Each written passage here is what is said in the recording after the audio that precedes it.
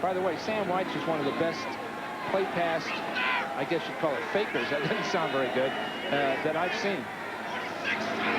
So from the 37-yard line, trailing by only 2, it's Brooks on a counter, and he doesn't quite get to the 35-yard line as Gary Plummer made the hit. Brooks has got so much stamina and is so tough. It's hard to believe that he can carry the ball this often and continue to be explosive in his movement. 5 feet 10, 182 pounds. But he's made out of steel and wire, this guy. 31 years old and so productive.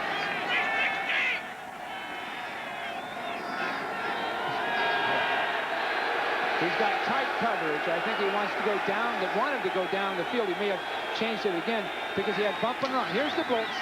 Man in the ground.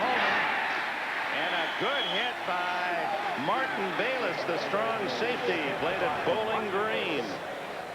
Everything worked right for the Bengals except that Bayless got out of that middle and covered his man before much could happen. You see him immediately look outside with the blitz. Everything's fine there, but here comes Bayless. 6'2" and 212-pounder. Close friend of Keith Byers of the Eagles. They grew up together in Dayton, Ohio. 3rd down and 4. Again, the Chargers all over the place. Here they come again. And a quick toss, flag down before the snap. Often what happens, Dick, in a case like that, the Chargers showing blitz and starting the blitz just as the ball snaps, one of the linemen will move just for an instant. Illegal snap by the center. It'll still be 3rd down, 5 yards. So it's 3rd down and 9.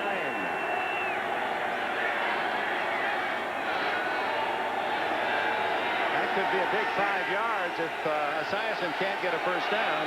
And that Jim Breach does not have long range on that field goal leg of his. He goes deep, well covered, and almost intercepted. Lester Lyles, number 24 on Tim McGee. This is not how the Bengals anticipated playing this game. I do not believe. I think they've been disheveled somewhat and not a bit confused, but disrupted offensively by this fine Charger defense. Their matchups aren't very good.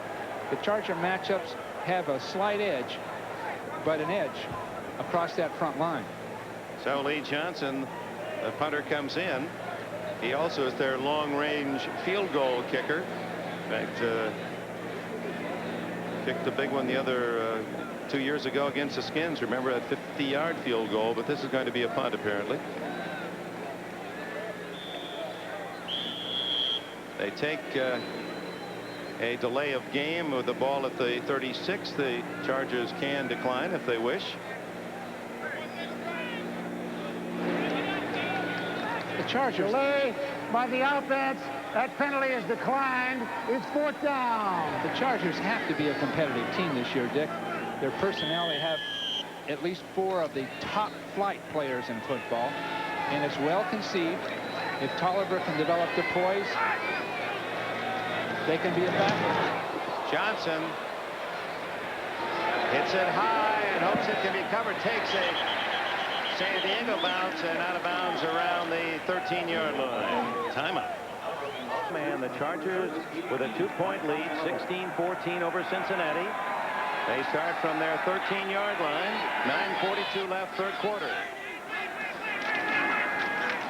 Butts breaking a tackle, gets outside. The big guy can rumble. And to think that he was strictly a blocker. And he was around until the 7th round. He was the 183rd player picked. They thought of him as a special teams player and a blocker. Tolliver. Do you know who? And Miller is out of bounds at the 43-yard line. This has become this is like one of the Saturday shows, home run derby. It's going to be pass catching derby, and our featured performers today, Anthony Miller of the Chargers and Eddie Brown of Cincinnati. Times already today. Check that, Brown with 7 and Miller with 6 and 106 yards. Both over the 100-yard line. Butts right into Tim Crumry. A 2-yard gain and a 3,000-mile trip to Bob Costas. All right, Dick, trailing 10-3. Jay Schrader leads the Raiders on an 80-yard drive at the Kingdome, capped by this 12-yarder to swerving Mervyn Fernandez, and they're tied up at 10. Tell you what, Dick, if you can name, without checking, the host of Home Run Derby, I'll buy you dinner.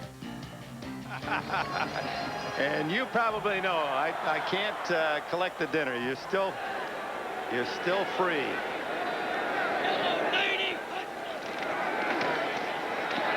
But on 3rd and 1, doesn't get an inch as Carl Zander, 91, makes the tackle.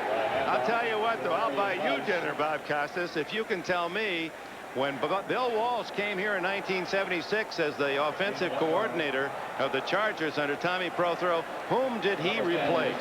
And it's a big name in football. Is that written anywhere? I don't know. I think you can find that in this new book on the market today, Building a Champion by Bill Walsh. Hey, it's a terrific book. That is. You are serious, aren't you, Dick? Yes. You're serious about my book.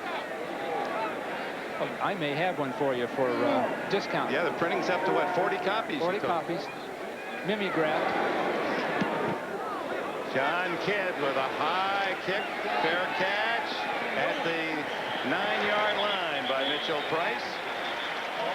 And with it, timeout. Flag down. Begins to slip away from the Bengals. John Kidd, another beautiful spiral. Mitchell Price at the 6. And hit down at the 15-yard line. Timeout, 7:09 left, 3rd quarter. Cincinnati from the 15. James Brooks and Junior Seau makes the tackle after a gain of 2. There's Seau, the All-American Southern California, who plays at about 250. Here's a guy in high school here in the San Diego area, was a wide receiver, caught 71 passes one year. Henning believes he could be a safety, a great one, a running back, a very good one, both running back positions, and a tight end. He could do any one of those things. Marvelous athlete. 2nd down, 8, 21. A flag is down on the near sidelines in the secondary. Bayless made that hit. Henry rolling from the far side. It looked like he might have done some illegal holding as they released off the line. The Bengals need every break at this point. And they get the defensive hold, and with that, the automatic first down. Holding, number 57 on the defense, 5 yards, first down. Let's check that Hertz scoreboard for the games in progress. The Raiders and Seattle tied at 10. San Francisco has a 10-point lead over the Redskins in the 3rd. Giants up by a pair of touchdowns at Dallas, and Minnesota breezing against the Saints. Here, San Diego 16, Cincinnati 14. First down, Bengals at their 23. Play action, and Boomer going deep for McGee. Gil Bird makes the interception. Bird gets away from McGee, and again another good move, and finally out of bounds at the 43.